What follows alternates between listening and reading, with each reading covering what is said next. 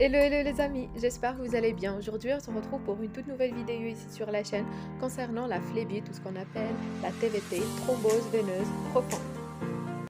Débutons alors par une petite définition de la TVP. Donc la thrombose veineuse profonde ou phlébite est une inflammation d'une veine, le plus souvent profonde, oblitérée par la formation d'un caillot au thrombus.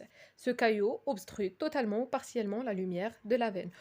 Autrement dit, comme son nom l'indique, TVP, c'est-à-dire la formation d'un thrombus, d'un caillot dans une veine profonde, ce dernier obstrue totalement ou partiellement la lumière de cette veine.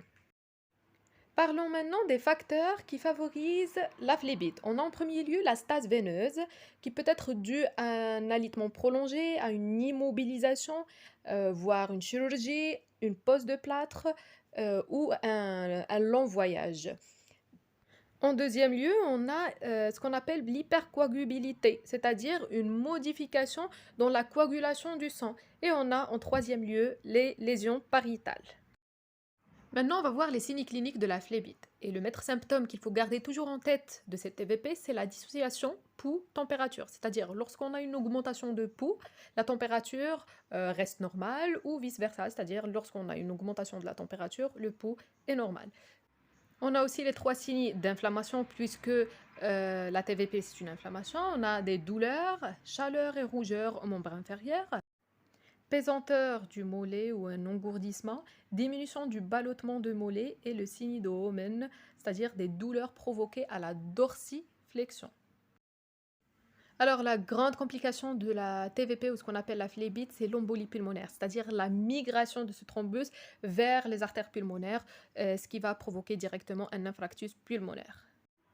Alors, le premier lever précoce doit être le plus tôt possible après une chirurgie pour prévenir les complications de décubitus, y compris la TVP ou ce qu'on appelle la phlébite.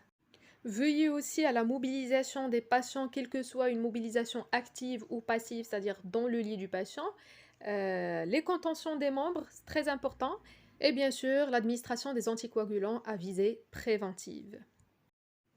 Alors en cas d'installation de la phlébite ou de la TVP, le traitement repose sur l'immobilisation, c'est-à-dire le repos strict au lit, sur la surélévation des pieds ou ce qu'on appelle la position des clives, l'administration des anticoagulants à but curatif. Bien sûr, on débute avec les HBPM, ou ce qu'on appelle les héparines à bas poids moléculaire, puis relais avec les antivitamines K. Et bien sûr, le traitement repose aussi sur l'éducation et l'information du patient sur le fait d'interdiction des injections intramusculaires, parce que le risque hémorragique est trop élevé. Et voilà, on est arrivé à la fin de cette vidéo. Si vous avez aimé cette dernière, n'hésitez pas de s'abonner, de faire un pouce bleu et de m'écrire un petit commentaire sympa, pourquoi pas, je serai très reconnaissante. Et voilà, sur ce, je vous dis ciao ciao et à la prochaine. Bye!